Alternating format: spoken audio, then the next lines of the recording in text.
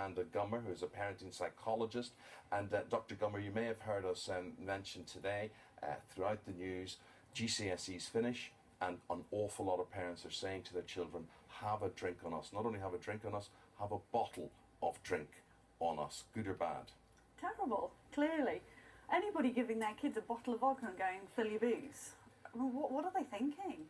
But well, they're thinking to their son or their daughter, I suppose they're saying, it's a rite of passage, isn't it? They're now 16, they've got through this hurdle, everybody else is doing it, but there's a difference because they're now officially condoning it, aren't they?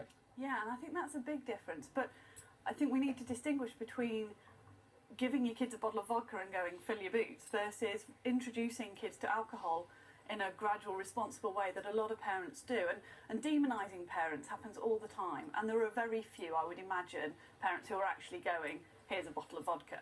I think the important thing is to look at the alternatives, and actually the extreme opposite is also really damaging, because if you don't give children access to any alcohol until they're legally allowed to, it's about the time they're leaving home, they're going away, they're unsupervised, and you've got no control. So teaching children risk assessment and the ability to self-regulate and self-monitor is a really important thing that should happen all through childhood, through play, through sort of discussions with parents. And you don't want to put it under the carpet, you don't want to completely ban it so it becomes the forbidden fruit. You say, doctors, Isabel, you say who would be doing this, Drink Aware, this charity, their stats say nearly 1 in 4 parents will be doing that, giving their children alcohol to celebrate the end of exams. Yeah, but there's a big difference between having a family party and letting them have half a glass of fizz to say, well, then you've celebrated your champagne, you celebrated the end of your exams, versus go out with your mates, and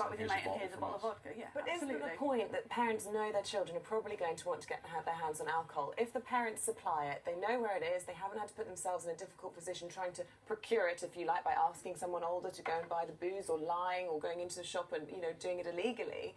Aren't the parents in a way trying to be supportive, involved, inclusive, and we shouldn't demonise them? Exactly, I completely agree we shouldn't demonise them. It's all about balance, though, isn't it? You don't want to be giving your 16-year-old, whose body isn't fully developed yet, who is still underage legally, a bottle of vodka. However, like you say, I think helping children, introducing children and teenagers to alcohol gradually and responsibly in a supportive environment, absolutely the way forward.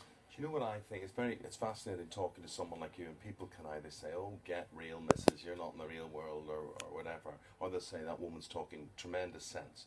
But I think more and more you realise that classes should be devoted to parents, not children, because so many of them just do the wrong things or have no idea. Absolutely, and antenatal classes are run-of-the-mill, but the minute you actually have a child, going to a parenting class has a massive stigma attached. I think it would be lovely to see parents feel able to access support all through their kids' lives. This is one of those things where you can actually say, you raise your pup, you get your dog, really, and you better be very careful. Do you know what that means, Isabel? Yes, okay.